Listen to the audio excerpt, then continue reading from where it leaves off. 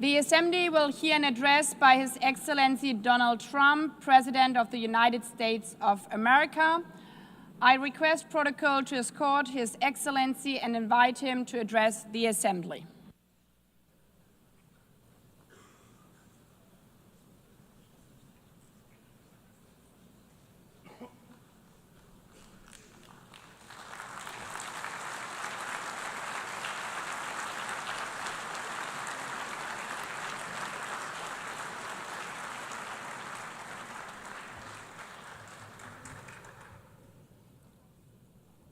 Thank you very much.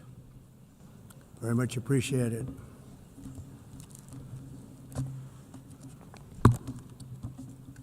And I don't mind making this speech without a teleprompter, because the teleprompter is not working. I feel very happy to be up here with you nevertheless, and that way you speak more from the heart. I can only say that whoever's operating this teleprompter is in big trouble.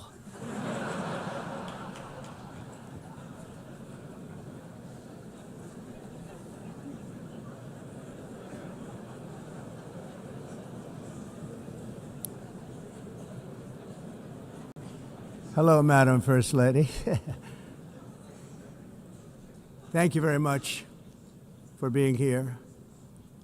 And Madam President, Mr. Secretary General, First Lady of the United States, distinguished delegates, ambassadors, and world leaders. 6 years have passed since I last stood in this grand hall and addressed a world that was prosperous and at peace in my first term. Since that day, the guns of war have shattered the peace I forged on 2 continents. An era of calm and stability gave way to one of the great crises of our time. And here in the United States, 4 years of weakness, lawlessness, and radicalism under the last administration delivered our nation into a repeated set of disasters. 1 year ago, our country was in deep trouble, but today, just 8 months into my administration, we are the hottest country anywhere in the world, and there is no other country even close. America is blessed with the strongest economy, the strongest borders, the strongest military, the strongest friendships, and the strongest spirit of any nation on the face of the earth. This is indeed the golden age of America. We are rapidly reversing the economic calamity we inherited from the previous administration, including ruinous price increases and record-setting inflation like we've never had before. Under my leadership, energy costs are down, gasoline prices are down, grocery prices are down, mortgage rates are down, and inflation has been defeated. The only thing that's up is the stock market, which just hit a record high. In fact, it hit a record high 48 times in the last short period of time. Growth is surging, manufacturing is booming. The stock market, as I said, is doing better than it's ever done. And all of you in this room benefit by that, almost everybody. And importantly, workers' wages are rising at the fastest pace in more than 60 years. And that's what it's all about, isn't it? In 4 years of President Biden, we had less than $1 trillion of new investment into the United States. In just 8 months since I took office, we have secured commitments and money already paid for $17 trillion. Think of it, 4 years, less than $1 trillion, 8 months, much more than $17 trillion is being invested in the United States. And it's now pouring in from all parts of the world. We've implemented the largest tax cuts in American history and the largest regulation cuts in American history, making this once and again the best country on earth to do business. And many of the people in this room are investing in America, and it's turned out to be an awfully good investment during this 8-month period. In my first term, I built the greatest economy in the history of the world. We had the best economy ever, history of the world. And I'm doing the same thing again, but this time it's actually much bigger and even better. The numbers far surpass my record-setting first term. On our southern border, we have successfully repelled a colossal invasion, and for the last 4 months, and that's 4 months in a row, the number of illegal aliens admitted and entering our country has been 0. Hard to believe, because if you look back just a year ago, it was millions and millions of people pouring in from all over the world, from prisons, from mental institutions, drug dealers. All over the world they came. They just poured into our country with the ridiculous open border policy of the Biden administration. Our message is very simple. If you come illegally into the United States, you're going to jail, or you're going back to where you came from, or perhaps even further than that. You know what that means. I want to thank the country of El Salvador for the successful and professional job they've done in receiving and jailing so many criminals that entered our country. And it was under the previous administration that the number became record-setting, and they're all being taken out. We have no choice. And other countries have no choice, because other countries are in the exact same situation with immigration. It's destroying your country, and you have to do something about it. On the world stage, America is respected again like it has never been respected before. You think about 2 years ago, 3 years ago, 4 years ago, or 1 year ago, we were a laughingstock all over the world. At the NATO summit in June, virtually all NATO members formally committed to increase defense spending at my request from 2% to 5% of GDP, making our alliance far stronger and more powerful than it was ever before. In May, I traveled to the Middle East to visit my friends and rebuild our partnerships in the Gulf and those valued relationships with Saudi Arabia, Qatar, and the UAE, and other countries are now, I believe, closer than ever before. My administration has negotiated one historic trade deal after another, including with the United Kingdom, the European Union, Japan, South Korea, Vietnam, Indonesia, the Philippines, Malaysia, and many, many others. Likewise, in a period of just 7 months, I have ended 7 unendable wars. They said they were unendable. You're never going to get them solved. Some were going for 31 years, 2 of them, 31, think of it, 31 years. One was 36 years. One was 28 years. I ended 7 wars. And in all cases, they were raging with countless thousands of people being killed. This includes Cambodia and Thailand, Kosovo and Serbia, the Congo and Rwanda, a vicious, violent war that was, Pakistan and India, Israel and Iran, Egypt and Ethiopia, and Armenia and Azerbaijan. It included all of them.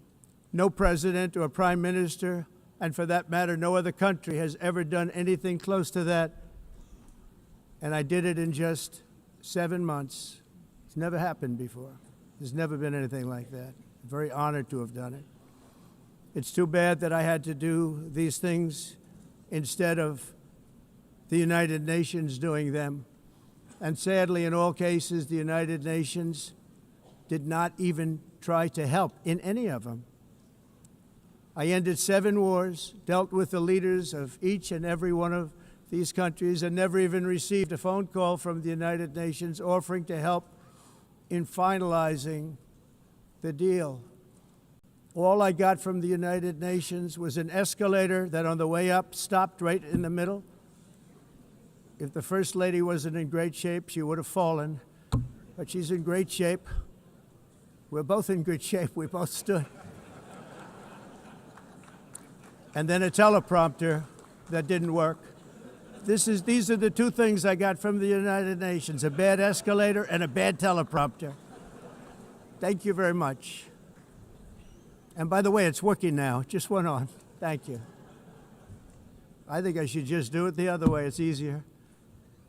Thank you very much. I didn't think of it at the time because I was too busy working to save millions of lives. That is the saving and stopping of these wars. But later I realized that the United Nations wasn't there for us. They weren't there. I thought of it really after the fact, not during these negotiations, which were not easy. That being the case, what is the purpose of the United Nations? The UN has such tremendous potential. I've always said it. It has such tremendous, tremendous potential, but it's not even coming close to living up to that potential. For the most part, at least for now, all they seem to do is write a really strongly worded letter and then never follow that letter up. It's empty words, and empty words don't solve war.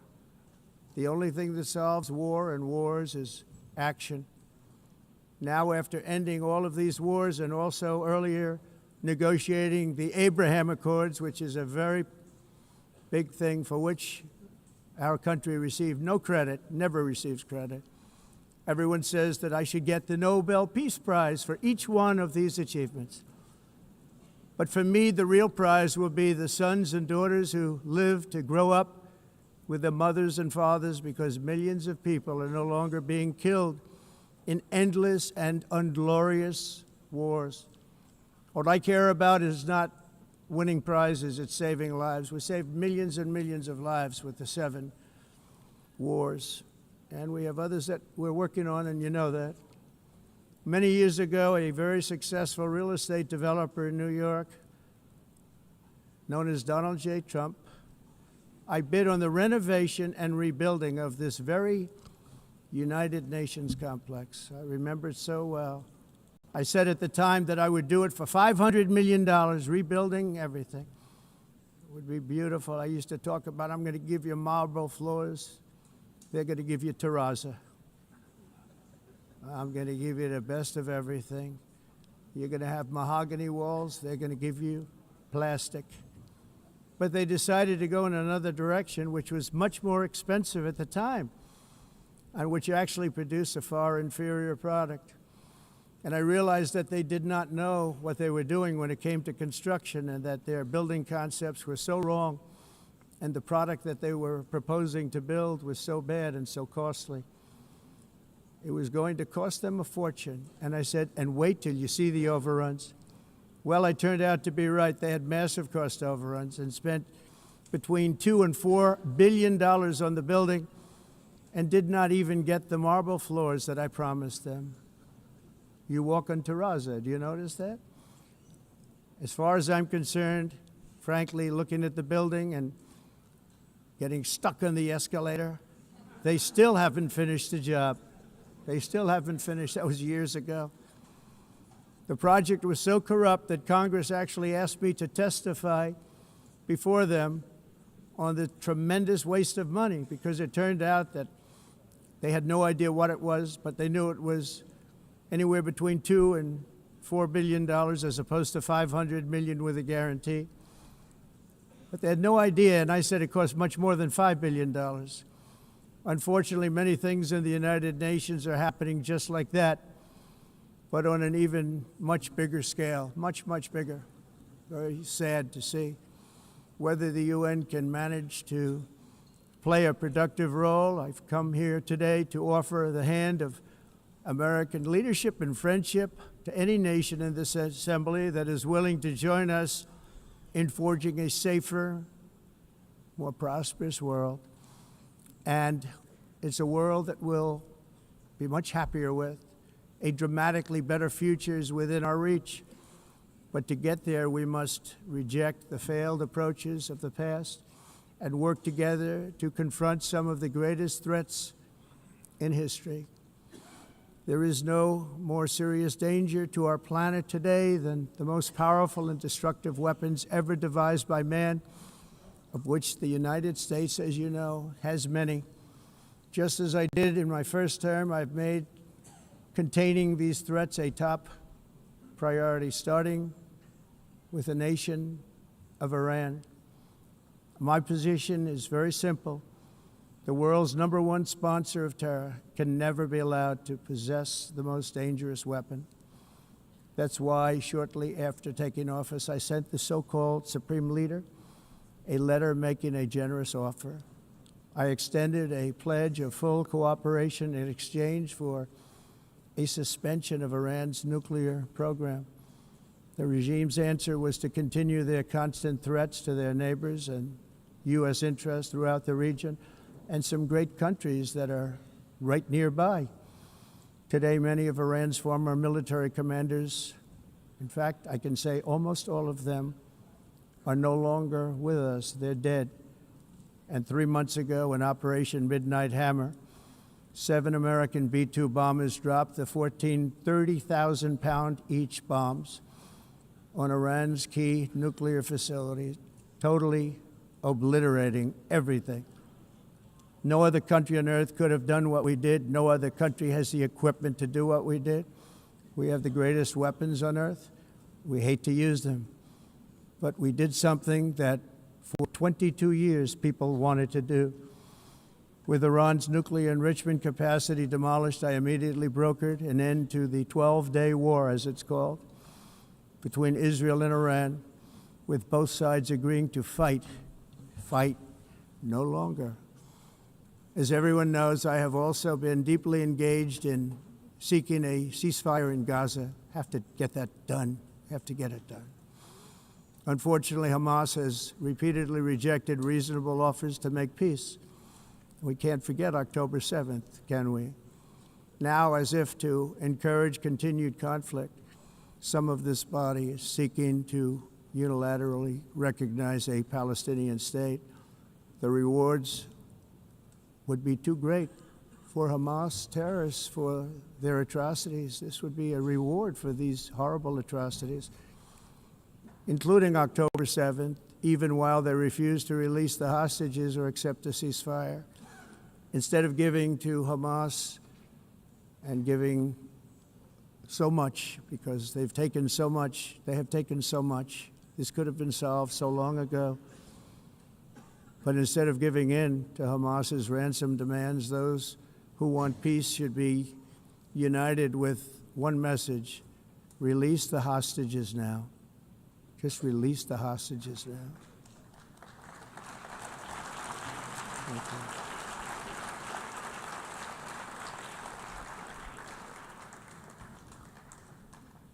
Thank you.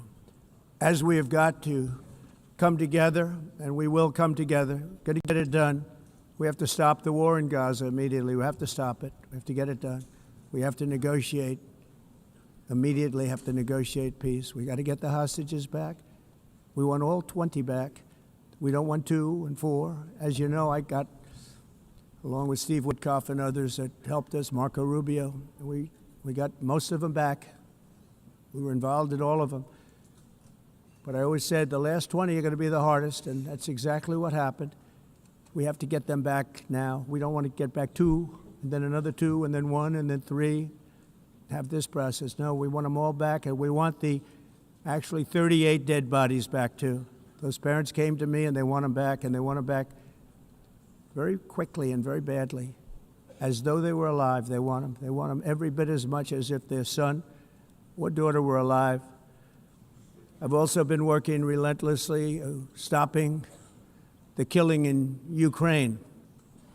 I thought that would be, of the 7 wars that I stopped, I thought that would be the easiest because of my relationship with President Putin, which had always been a good one. I thought that was going to be the easiest one. But you know, in war, you never know what's going to happen. There are always lots of surprises, both good and bad. Everyone thought Russia would win this war in 3 days, but it didn't work out that way. It was supposed to be just a quick little skirmish. It's not making Russia look good. It's making them look bad. No matter what happens from here on out, this was something that should have taken a matter of days, certainly less than a week, and they've been fighting for 3.5 years and killing anywhere from 5,000 to 7,000 young soldiers, mostly soldiers, on both sides, every single week, from 5,000 to 7,000 dead young people, and some in cities, much smaller numbers, where rockets are shot, where drones are dropped. This war would never have started if I were president. This was a war that should have never happened. It shows you what leadership is, what bad leadership can do to a country. Look what happened to the United States, and look where we are right now in just a short period of time. The only question now is how many more lives will be needlessly lost on both sides. China and India are the primary funders of the ongoing war by continuing to purchase Russian oil. But inexcusably, even NATO countries have not cut off much Russian energy and Russian energy products, which, as you know, I found out about 2 weeks ago, and I wasn't happy. Think of it. They're funding the war against themselves. Who the hell ever heard of that one? In the event that Russia is not ready to make a deal to end the war, then the United States is fully prepared to impose a very strong round of powerful tariffs, which would stop the bloodshed, I believe, very quickly. But for those tariffs to be effective, European nations, all of you are gathered here right now, would have to join us in adopting the exact same measures. I mean, you're much closer to this. We have an ocean in between. You're right there. And Europe has to step it up.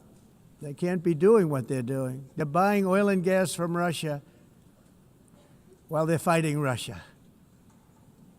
It's embarrassing to them, and it was very embarrassing to them when I found out about it, I can tell you that. But they have to immediately cease all energy purchases from Russia. Otherwise, we're all wasting a lot of time. So I'm ready to discuss this. We're going to discuss it today with the European nations, all gathered here. I'm sure they're thrilled to hear me speak about it, but that's the way it is. I like to speak my mind and speak the truth. As we seek to reduce the threat of dangerous weapons today, I'm also calling on every nation to join us in ending the development of biological weapons once and for all. And biological is terrible, and nuclear is even beyond, and we include nuclear in that.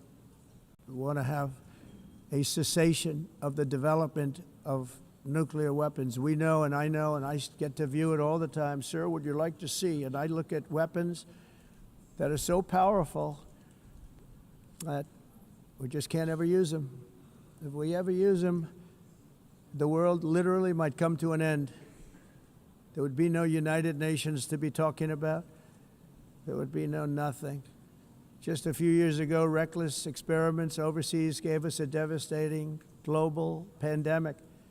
Yet despite that worldwide catastrophe, many countries are continuing extremely risky research into bioweapons and man-made pathogens. This is unbelievably dangerous. To prevent potential disasters, I'm announcing today that my administration will lead an international effort to enforce biological weapons convention, which is going to be meeting with the top leaders of the world by pioneering an AI verification system that everyone can trust.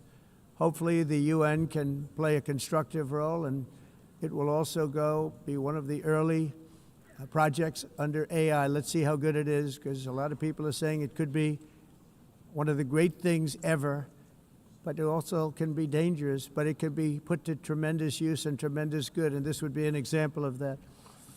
Not only is the UN not solving the problems it should, too often, it's actually creating new problems for us to solve. The best example is the #1 political issue of our time, the crisis of uncontrolled migration. It's uncontrolled. Your countries are being ruined. The United Nations is funding an assault on Western countries and their borders. In 2024, the UN budgeted $372 million in cash assistance to support an estimated 624,000 migrants journeying into the United States. Think of that. The UN is supporting people that are illegally coming into the United States, and then we have to get them out. The UN also provided food, shelter, transportation, and debit cards to illegal aliens. Can you believe that? On the way to infiltrate our southern border. Millions of people came through that southern border. Just a year ago, millions and millions of people were pouring in, 25 million altogether over the 4 years of the incompetent Biden administration. And now we have it stopped, totally stopped. In fact, they're not even coming anymore because they know they can't get through. But what took place is totally unacceptable. The UN is supposed to stop invasions, not create them and not finance them. In the United States, we reject the idea that mass numbers of people from foreign lands can be permitted to travel halfway around the world, trample our borders, violate our sovereignty, cause unmitigated crime, and deplete our social safety net. We have reasserted that America belongs to the American people, and I encourage all countries to take their own stand in defense of their citizens as well. You have to do that because I see it. I'm not mentioning names. I see it, and I can call every single one of them out. You're destroying your countries. They're being destroyed. Europe is in serious trouble. They've been invaded by a force of illegal aliens like nobody's ever seen before. Illegal aliens are pouring into Europe. Nobody is ever, and nobody's doing anything to change it, to get them out. It's not sustainable. And because they choose to be politically correct, they're doing just absolutely nothing about it. And I have to say, I look at London, where you have a terrible mayor, terrible, terrible mayor, and it's been so changed, so changed. Now they want to go to Sharia law, but you're in a different country. You can't do that. Both the immigration and their suicidal energy ideas will be the death of Western Europe if something is not done immediately. This cannot be sustained. What makes the world so beautiful is that each country is unique. But to stay this way, every sovereign nation must have the right to control their own borders. You have the right to control your borders, as we do now, and to limit the sheer numbers of migrants entering their countries and paid for by the people of that nation that were there and that built that particular nation at the time. They put their blood, sweat, tears, money into that country, and now they're being ruined. Proud nations must be allowed to protect their communities and prevent their societies from being overwhelmed by people they have never seen before, with different customs, religions, with different everything. Where migrants have violated laws, lodged false asylum claims, or claimed refugee status for illegitimate reasons, they should, in many cases, be immediately sent home. And while we will always have a big heart for places and people that are struggling and truly compassionate, answers will be given. We have to solve the problem, and we have to solve it in their countries, not create new problems in our countries. And we are very helpful to a lot of countries that are just not able to send their people anymore. They used to send them to us in caravans of 25,000, 30,000 people each. These massive caravans of people pouring into our country, totally unchecked and unvetted. But not anymore. According to the Council of Europe, in 2024, almost 50% of inmates in German prisons were foreign nationals or migrants. In Austria, the number was 53% of the people in prisons were from places that weren't from where they are now. In Greece, the number was 54%, and in Switzerland, beautiful Switzerland, 72% of the people in prisons are from outside of Switzerland. When your prisons are filled with so-called asylum seekers who repaid kindness, and that's what they did, they repaid kindness with crime. It's time to end the failed experiment of open borders. You have to end it now. See, I can tell you. I'm really good at this stuff. Your countries are going to hell. In America, we've taken bold action to swiftly shut down uncontrolled migration. Once we started detaining and deporting everyone who crossed the border, and removing illegal aliens from the United States, they simply stopped coming. They're not coming anymore. We're getting a lot of credit, but they're not coming anymore. This was a humanitarian act for all involved, because on the trips up, thousands of people a week were dying. Women were being raped. Nobody's ever seen anything like it. Raped, horribly beaten, raped.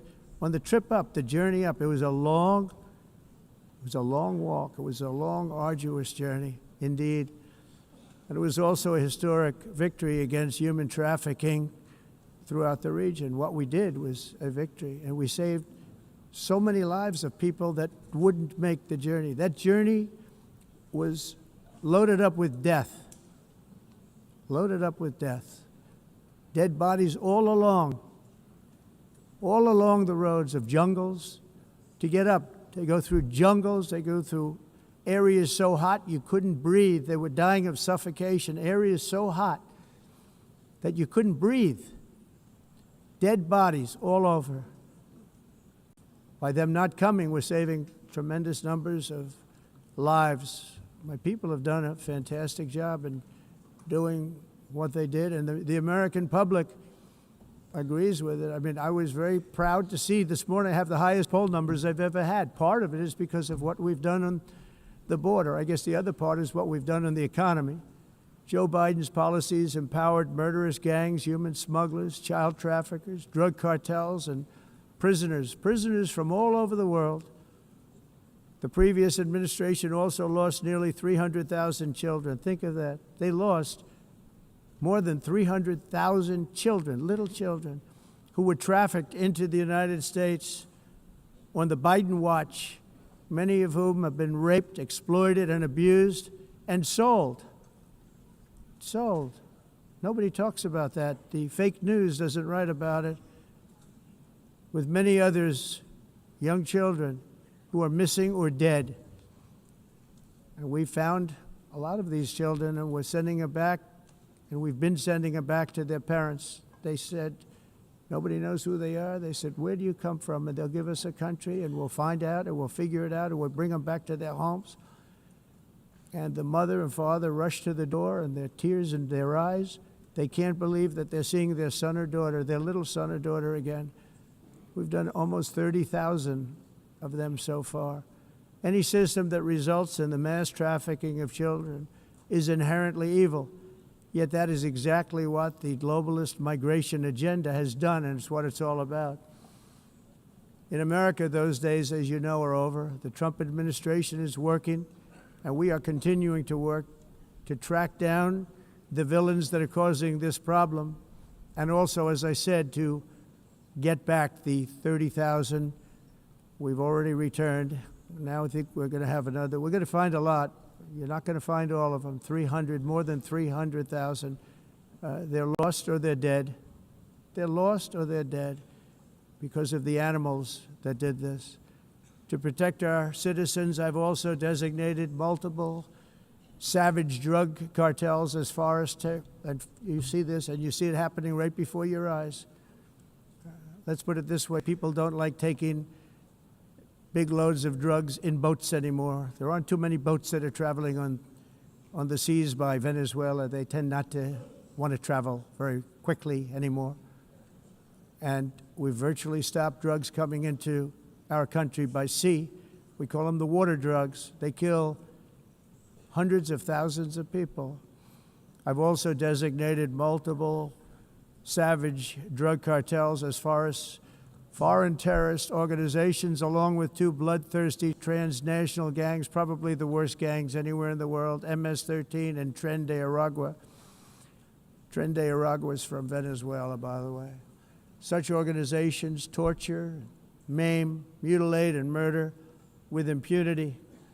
They're the enemies of all humanity. For this reason, we've recently begun using the supreme power of the United States military to destroy Venezuelan terrorists and trafficking networks led by Nicolas Maduro.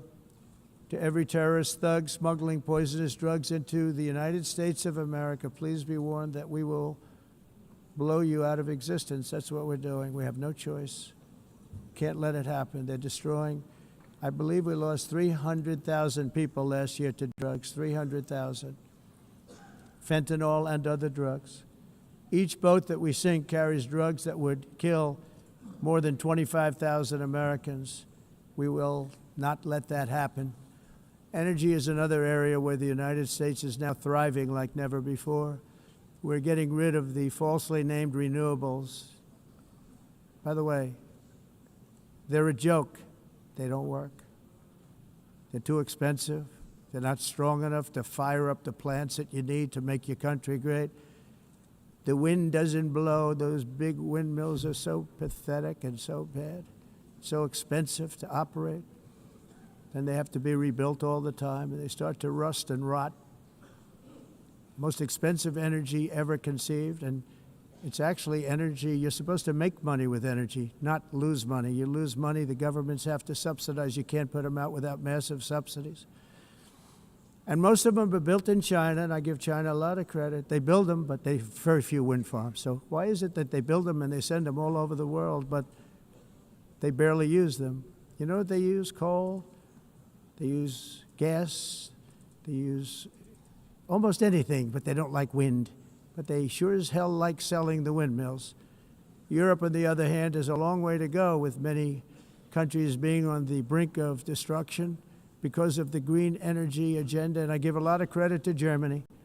Germany was being led down a very sick path, both on immigration, by the way, and on energy. They were going green, and they were going bankrupt. And the new leadership came in, and they went back to where they were, with fossil fuel and with nuclear, which is good. It's now safe, and you can do it properly. But they went back to where they were, and they opened up a lot of different plants, energy-producing plants, and they're doing well. I give Germany a lot of credit for that. They've said this is a disaster, what's happening. They were going all green. All green is all bankrupt. That's what it represents. And it's not politically correct. I'll be very badly criticized for saying it, but I'm here to tell the truth. I don't care. It doesn't matter to me. I'm in New York City. I'm feeling a lot safer. Crime, we're getting crime down. And by the way, speaking of crime, Washington, D.C. Washington, D.C. was the crime capital of America. Now it's after 12 days, it's a totally safe city. Everyone's going out to dinner. They're going out to restaurants. Your wife can walk down the middle of the street with or without you. Nothing's going to happen. My people have done a fantastic job. And yes, I called in the National Guard, and the National Guard took care of business, and they weren't politically correct, but they took care of business. We got 1,700 career criminals out, brought them back to where they came from, the countries where they came from, or put them in jails. Washington, D.C. is now a totally safe city again, and I welcome you to come. In fact, we'll have dinner together at a local restaurant, and we'll be able to walk. We don't have to go by an armor-plated vehicle. We'll walk right over there from the White House. They've given up their powerful edge, a lot of the countries that we're talking about, in oil and gas, such as essentially closing the great North Sea oil. Oh, the North Sea, I know it so well.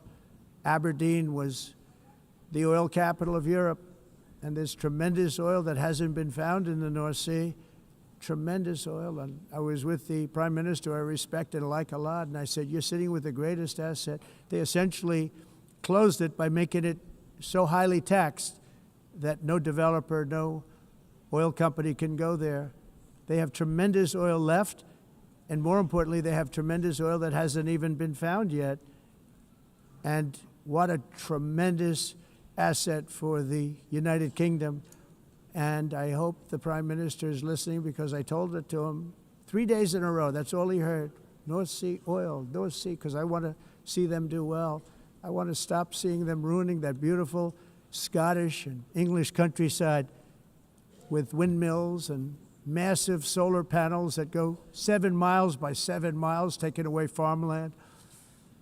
But we're not letting this happen in America. In 1982, the executive director of the United Nations Environmental Program predicted that by the year 2000, climate change would cause a global catastrophe. He said that it will be irreversible, as any nuclear holocaust would be. This is what they said at the United Nations. What happened? Here we are. Another UN official stated in 1989 that within a decade, entire nations could be wiped off the map by global warming. Not happening. You know, it used to be global cooling. If you look back years ago in the 1920s and the 1930s, they said, global cooling will kill the world.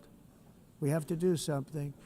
Then they said global warming will kill the world. But then it started getting cooler. So now they could just call it climate change because that way they can't miss.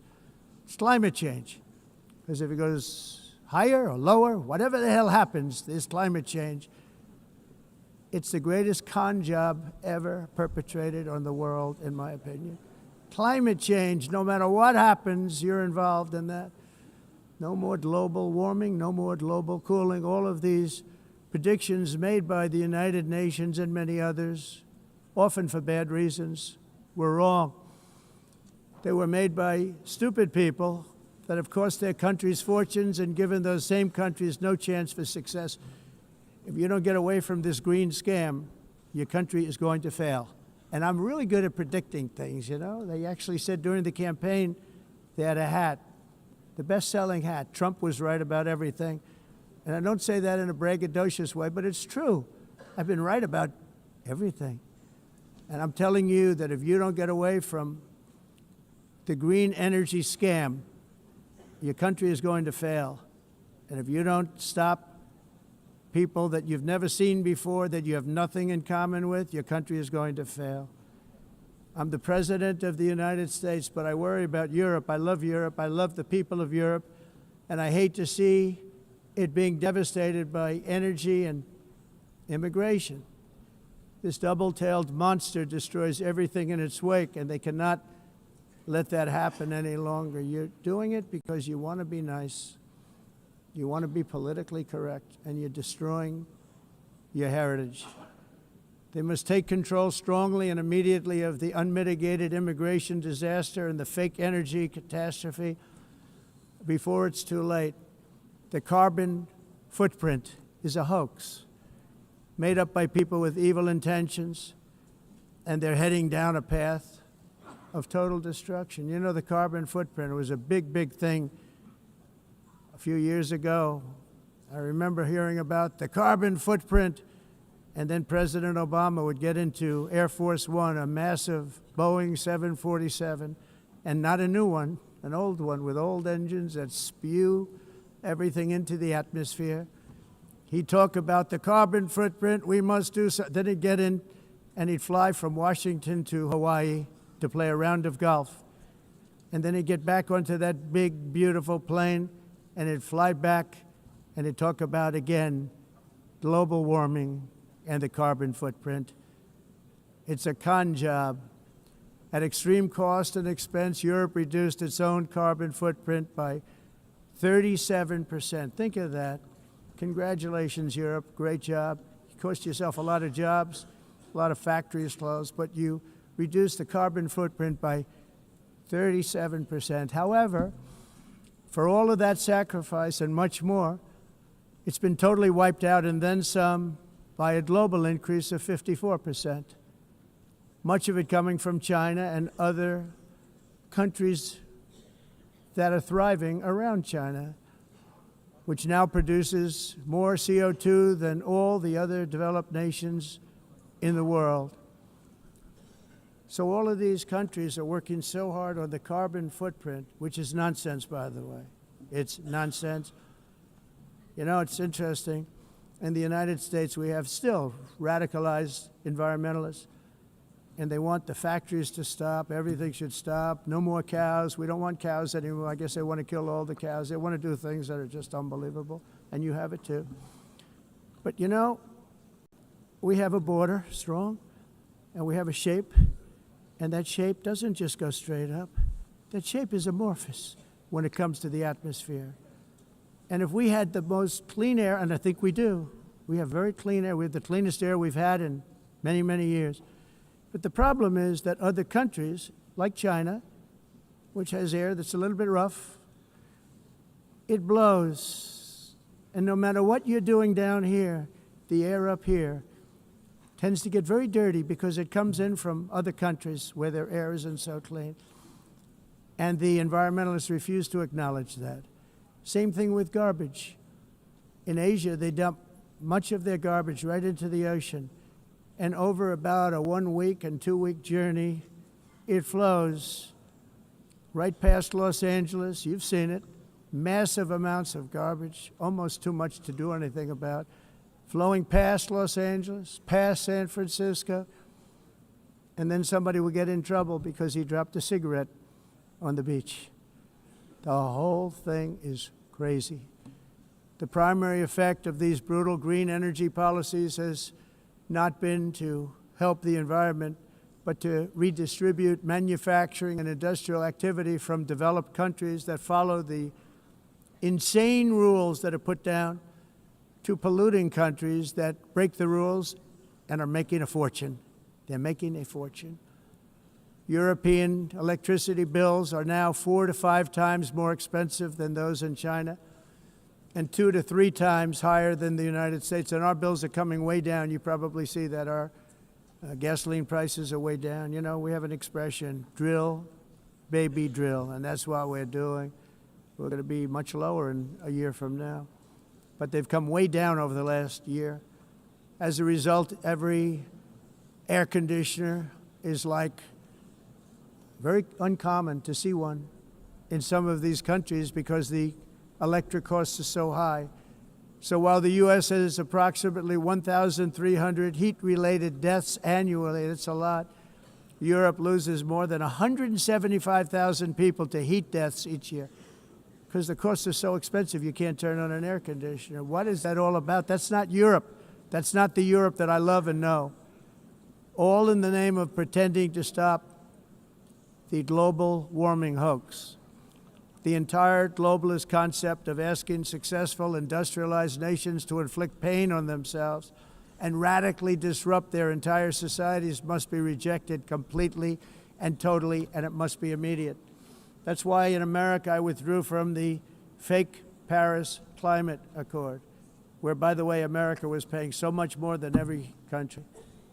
Others weren't paying. China didn't have to pay until 2030. Russia was given an old standard that was easy to meet, a 1990 standard. But for the United States, we're supposed to pay like $1 trillion. And I said, this is another scam. The fact is, the United States has been taken advantage of by the world for many, many years, but not any longer, as you probably noticed.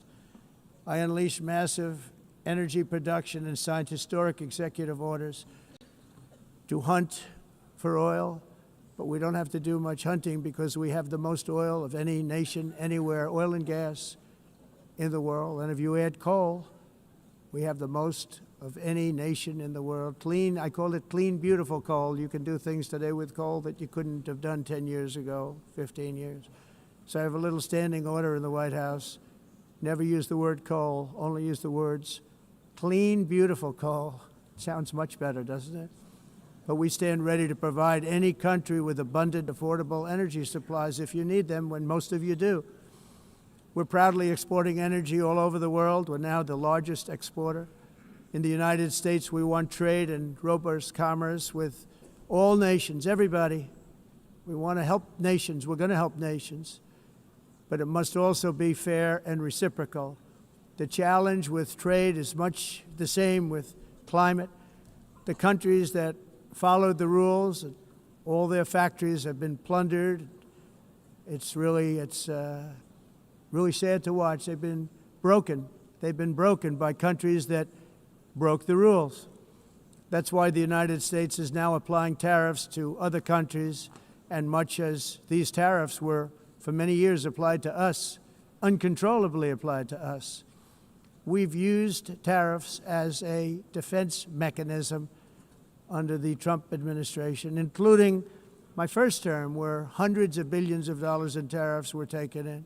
And by the way, we had the lowest inflation, and now we have very low inflation. The only thing different is that we have hundreds of billions of dollars flowing into our country. But this is how we will ensure that the system works for everyone and is sustainable into the future. We're also using tariffs to defend our sovereignty and security throughout the world, including against nations that have taken advantage of former U.S. administrations for decades, including the most corrupt, incompetent administration in history, the sleepy Joe Biden administration.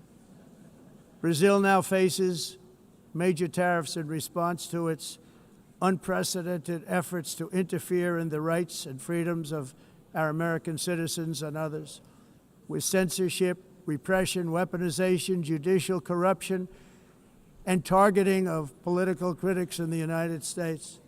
I have a little problem saying this because I must tell you, I was walking in and the leader of Brazil was walking out. We saw him and I saw him, he saw me, and we embraced. And then I'm saying, can you believe I'm going to be saying this in just 2 minutes? But we actually agreed that we would meet next week. We didn't have much time to talk, like about 20 seconds. They were in retrospect, I'm glad I waited because this thing didn't work out too well. But we did talk, we had a good talk, and we agreed to meet next week, if that's of interest. But he seemed like a very nice man, actually. He liked me, I liked him. But if you, and I only do business with people I like. When I don't like them, I don't like them. But we had, at least for about 39 seconds, we had excellent chemistry. It's a good sign. But also in the past, Brazil, can you believe this, unfairly tariffed our nation, but now because of our tariffs, we are hitting them back, and we're hitting them back very hard. As president, I will always defend our national sovereignty and the rights of American citizens. So I'm very sorry to say this, that Brazil is doing poorly and will continue to do poorly. They can only do well when they're working with us. Without us, they will fail, just as others have failed. It's true. Next year, the United States will celebrate the 250th anniversary of our glorious independence, a testament to enduring power and American freedom and spirit.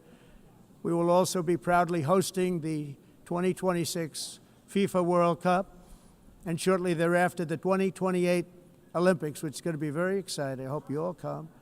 I hope that countless people from all over the globe will take part of these will be great celebrations of liberty and human achievement, and that together we all can rejoice in the miracles of history that began in July 4th, 1776, when we founded the light to all nations. And it's something really that an amazing thing came out of that date. It's called the United States of America. In honor of this momentous anniversary, I hope that all countries who find inspiration in our example will join us in renewing our commitment, values, and those values really that we hold so dear. Together, let us defend free speech and free expression. Let us protect religious liberty, including for the most persecuted religion on the planet today. It's called Christianity. And let us safeguard our sovereignty and cherish qualities that have made each of our nations so special, incredible, and extraordinary. In closing, I just want to repeat that immigration and the high cost of so-called green renewable energy is destroying a large part of the free world and a large part of our planet. Countries that cherish freedom are fading fast because of their policies on these two subjects. You need strong borders and traditional energy sources if you are going to be great again. Whether you have come from north or south, east or west, near or far, every leader in this beautiful hall today represents a rich culture, a noble history, and a proud heritage that makes each nation majestic and unique, unlike anything else in human history or any other place on the face of the earth.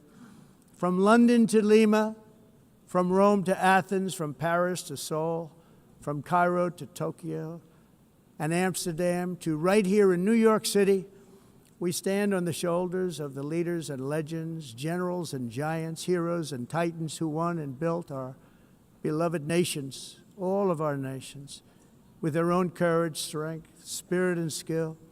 Our ancestors climbed mountains, conquered oceans, crossed deserts, and trekked over wide open plains. They charged into thunderous battles, plunged into grave dangers, and they were soldiers and farmers and workers and warriors and explorers and patriots.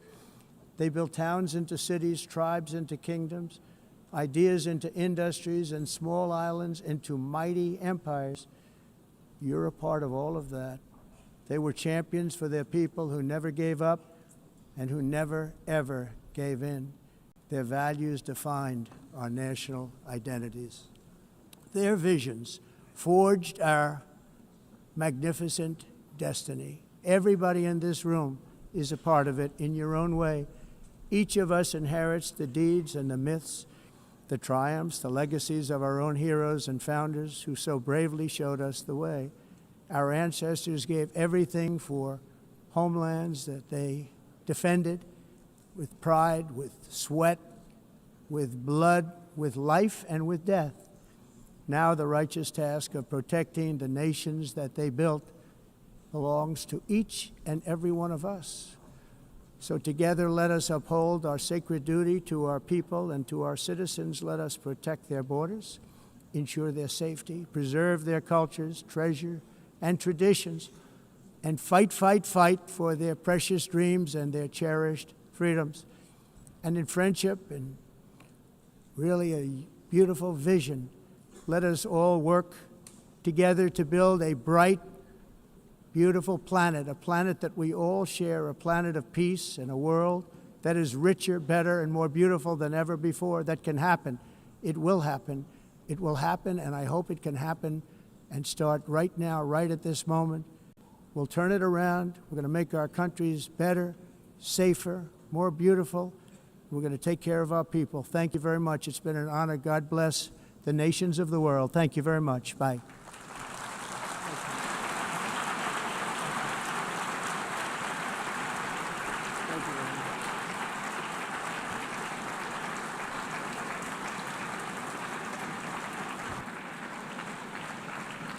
On behalf of the Assembly, I wish to thank the President of the United States,